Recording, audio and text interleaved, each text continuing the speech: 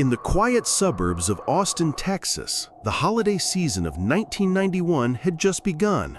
The air was cool, the streets calm, and the city's north side felt like the last place anything truly unsettling could occur.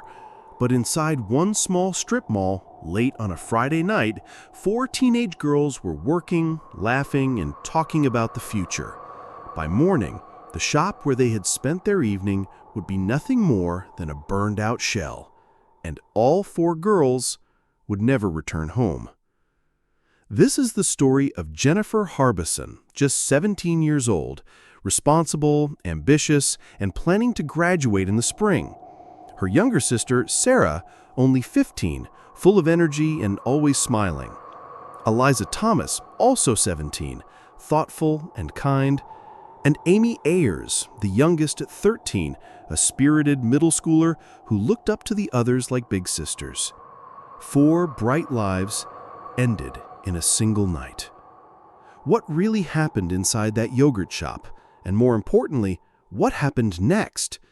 Be sure to watch until the end. Not only will I be sharing links to official case information, but you might just notice a detail, a clue, that changes the way you see this entire story. It was a typical Friday in early December. Jennifer and Eliza were working the late shift at a small frozen yogurt shop in a North Austin strip mall. They'd been friends for years, both seniors in high school, both with plans to move forward in life. That evening, Sarah Harbison and Amy Ayers stopped by to hang out. The girls chatted between serving customers, sharing inside jokes, and making small plans for after work. At around 10 p.m., closing time approached. Customers came and went, picking up last-minute desserts. The strip mall around them began to quiet down, lights going off in nearby stores, doors locking for the night. No one knew these would be the last moments anyone saw the girls alive. The next morning, Saturday, December 7th, the yogurt shop stood in ruins. An early morning passerby noticed smoke and alerted authorities. When firefighters arrived, they found the store had been heavily damaged by flames. But inside, they found something far worse than fire damage. The remains of all 4 girls were discovered within the shop.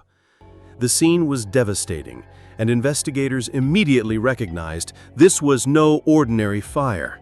It was a deliberate attempt to hide a much darker truth. The Austin Police Department launched one of the largest investigations in the city's history. Dozens of detectives, crime scene specialists, and federal agents worked the case. Early evidence suggested that the fire had been started intentionally. Accelerants were found inside. The positioning of the remains and other signs at the scene indicated that the 4 friends had been targeted before the blaze began. Despite the rapid response, the trail was difficult from the start. The intense heat had destroyed much of the physical evidence. Witness statements varied, and any potential security footage from surrounding businesses was either non-existent or already taped over. The case had only just begun, and already it was tangled in mystery. In the first days, investigators worked around the clock.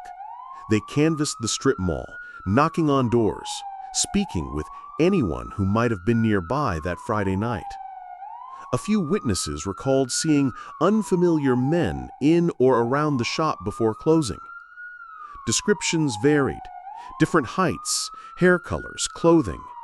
The accounts painted no clear picture, only uncertainty. Detectives gathered every fragment of potential evidence, receipts, cash register tapes, scraps of material from the fire. Some items were sent to state and federal labs for testing. But almost immediately, the case began to stall. The heat and smoke had damaged much of what they needed.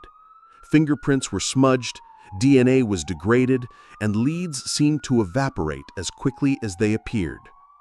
What had started as a massive, all-hands search was beginning to turn into a game of shadows. The story dominated local news.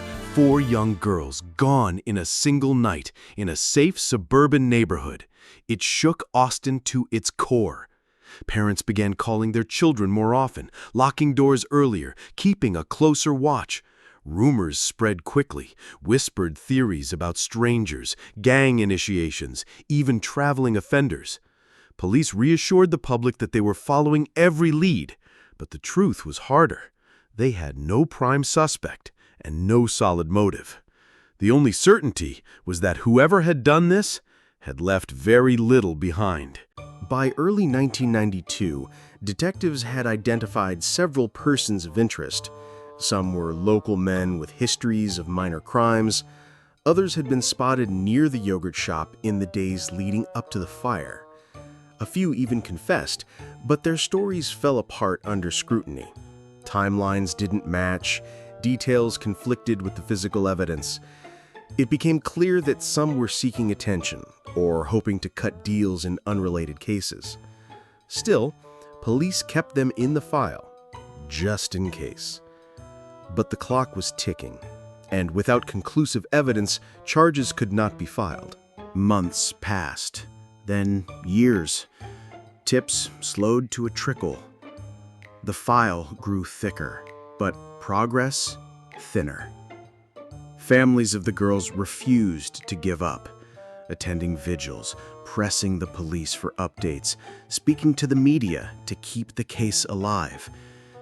But by the mid-1990s, the yogurt shop case had quietly shifted from active investigation to what detectives dread the most: a cold case. The answers were out there, somewhere, but they were buried deep, hidden in memory, in silence, or in evidence not yet understood. It was the summer of 1999, nearly 8 years since the yogurt shop killings. For many, the case had faded into memory, but for the families, the loss was as present as the day it happened. Then, an unexpected tip. A man in police custody on unrelated charges began talking about the yogurt shop, about that night, about things only someone close to the crime could know. Detectives leaned in. Finally, after years of dead ends, they might have a thread to pull. The man named others. He placed himself at the scene. But as the hours of interviews unfolded, parts of his story didn't align perfectly with the physical evidence. Still, his account was detailed enough to reignite the investigation. The case file, long shelved, was back on the desk. For the first time in years, there was movement. In 1999 and into 2000, police began focusing on 4 men, all young at the time of the killings, all connected socially. Some had been in trouble before, but nothing on the scale of what investigators now suspected. Over weeks of questioning, some of the men made statements that prosecutors would later describe as admissions, but those statements were complicated, recorded under intense conditions, sometimes conflicting, and without full corroboration from forensic evidence. To the public, however, it seemed like the case had been solved. News reports carried the story with headlines suggesting closure was near. The families of the victims felt a cautious hope, the kind where you want to believe but fear the pain of being wrong again. By the early 2000s, 2 of the men faced trial. Prosecutors presented jurors with the statements, timelines, and circumstantial evidence tying them to the yogurt shop that December night. The defense countered fiercely, pointing to the lack of direct physical evidence and raising questions about the reliability of the statements given during interrogation. Still, convictions came. For a moment, it seemed justice had been served, but the story was far from over. Years later, new forensic testing, using advances unavailable in the early 90s, began to cast doubt on the convictions. DNA from the crime scene didn't match the men who had been found guilty. Appeals followed. Courtrooms filled once again. this time with arguments about wrongful conviction, interrogation practices, and the limits of memory after so many years. In a stunning turn, the convictions were overturned. The men were released. The yogurt shop murders were once again officially unsolved. 8 years after the crime, they had thought they had their answers. Now, more than a decade later, they were right back where they started, with only questions.